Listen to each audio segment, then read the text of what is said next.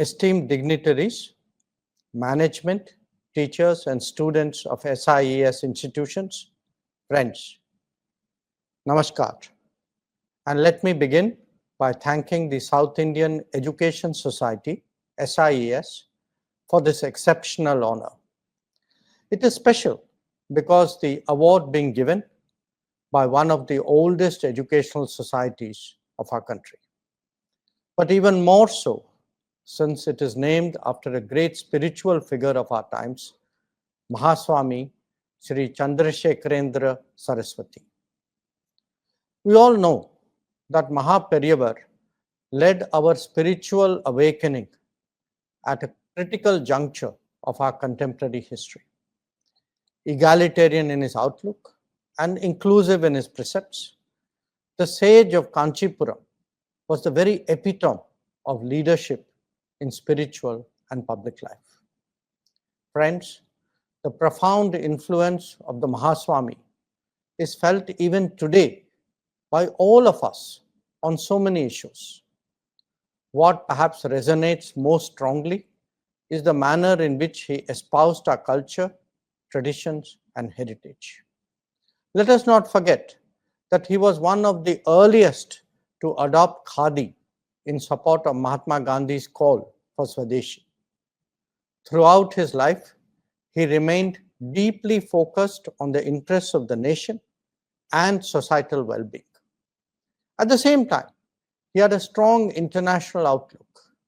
His memorable composition of Maitrim Bhajata, later sung at the United Nations by Bharat Ratna MS Subbulakshmi, spoke of his belief in universal brotherhood and compassion.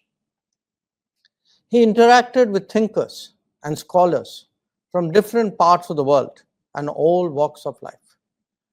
He was revered for his wisdom and conviction, as well as for his extreme simplicity, austerity, and true renunciation. So, when I received Dr. Shankar's letter conveying the decision of the awards committee, I felt it was loaded with blessings and benediction of Mahaswami. Friends, whenever we contemplate the life and message of someone like Mahaperiyar, it is natural to reflect on the lessons that it may hold for us. Our nation and society are poised today at a crucial juncture.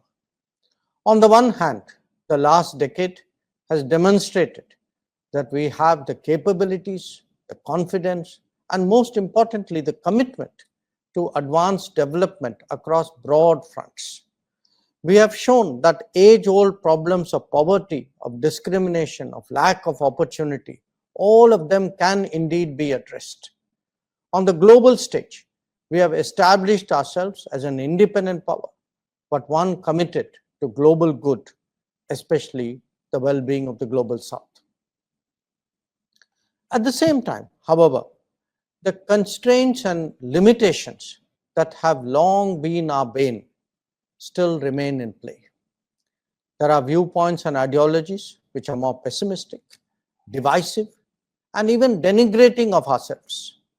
As a democratic polity and a pluralistic society, today as to the course the nation will take in the coming times. It is discussed in intellectual circles and argued in the political arena. At the end of the day, both the direction and destination would depend on our identity as a people, our convictions as a society, and our vision as a nation. It is in that regard that the thoughts and teachings of Mahaperiyar are so instructive.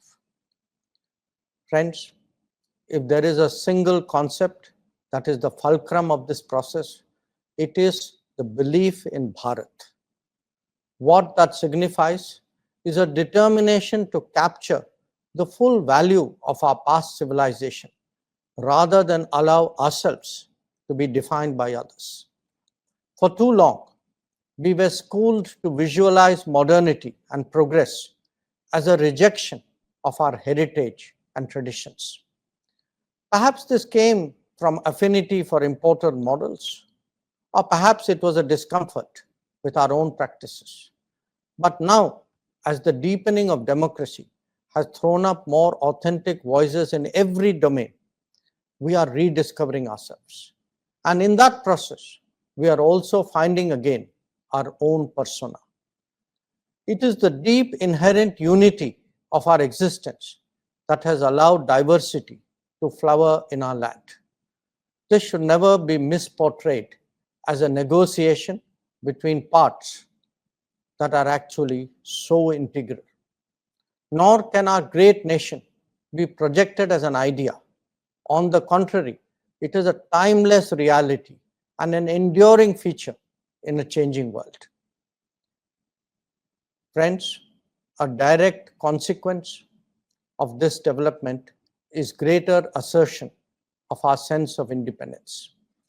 This does not just mean taking a stance different where required from the dominant thinking of the day. It is expressed even more in the ability to analyze problems and find solutions for ourselves.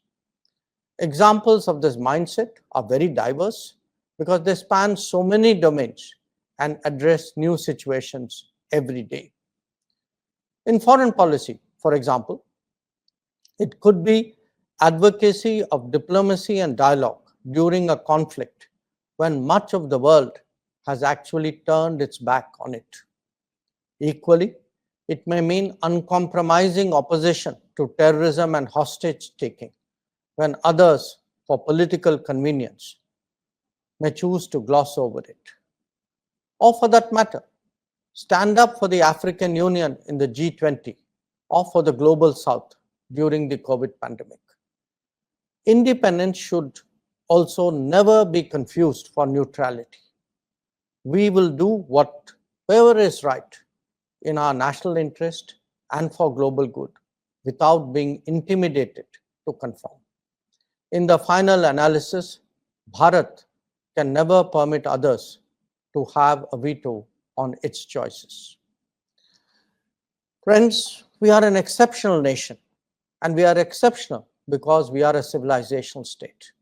Such a country will only exercise influence when it fully leverages its cultural strengths in the global arena. To do that, it is essential that we ourselves, and I refer here especially to the younger generation, we ourselves are fully aware of the value and significance of our heritage.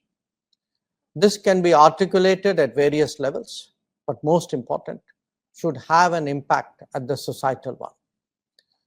When we laud the Vishwakarmas, when we promote one district, one product, when we look at the revival of Sri Anna or popularize the practice of Ayurveda, there is a larger import to these endeavors. In the last decade, the most successful cultural initiative globally has been the International Day of Yoga. When Bharat is etched more deeply in global consciousness, its repercussions are truly profound. Indeed, in a world that is grappling with unhealthy habits, stressed lifestyles, or recurring climate events, there is much learning to be gained from our heritage. But the world will only know when we ourselves take pride in it. In an age of globalization, technology and tradition must march together in lockstep. Bharat will inevitably progress, but it must do so without losing its Bharatiyata. Only then can we truly emerge as a leading power in a multipolar world. As we work towards that objective, Mahaswami will always remain as an inspiration. I conclude by paying my deep respects as I receive this honor named after him. Thank you for your attention.